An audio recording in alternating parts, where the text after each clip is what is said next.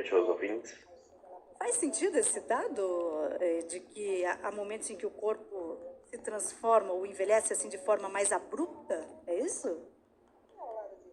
Isso é um estudo bastante novo, né? E ele usa uma abordagem bastante interessante, né?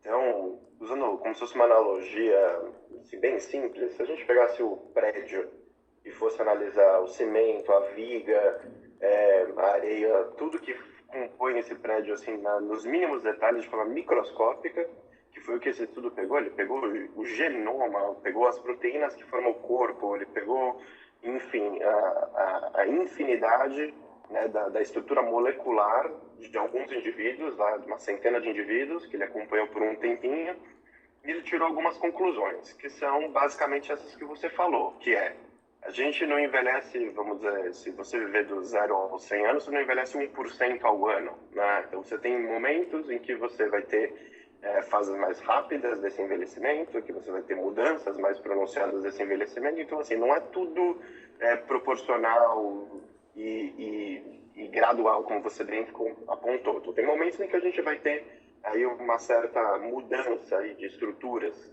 né, seja elas moleculares, genéticas, e isso vai acontecer em determinados momentos. Então, esse estudo realmente foi pioneiro nesse aspecto, de mostrar que isso acontece.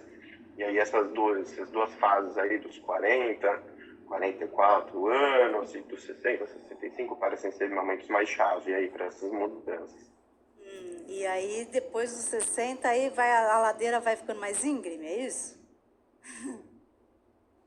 O estudo ele pegou pessoas que iam até só aos 75, então ele mesmo Não, mas agora reconhece que não ampliando aqui a existe nossa conversa. ainda um poder de dizer isso.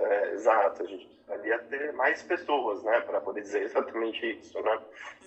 Mas pela sua experiência, pelo que você sabe na geriatria, depois de um período, o ritmo de envelhecimento fica mais acelerado, eu imagino, ou não? Tirando os picos.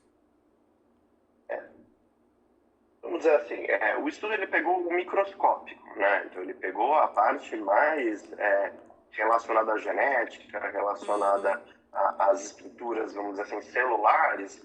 E na prática, o que a gente vê no consultório é um envelhecimento mais macroscópico. Inclusive ele fala que o estudo não conseguiu juntar essas duas coisas ainda.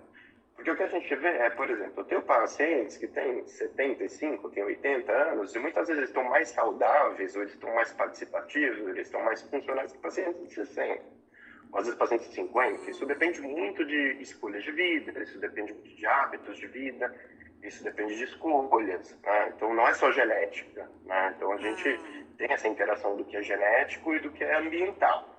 Então, essa história de que a partir dos 70, 75 a sua ladeira abaixo não é necessariamente verdade. Tá? A gente tem pessoas que têm a oportunidade aí com 70, 75 de fazer mudanças significativas aí no seu estilo de vida, de adquirir novos conhecimentos, de começar a participar mais na sociedade, quer dizer, então não é o fim, né? Pelo contrário. Não é determinante, é claro. A gente envelhece, mas dá para ir meio que administrando o ritmo do envelhecimento, é isso?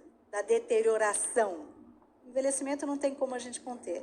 Da deterioração do corpo, é isso? Seria basicamente isso, né? Então,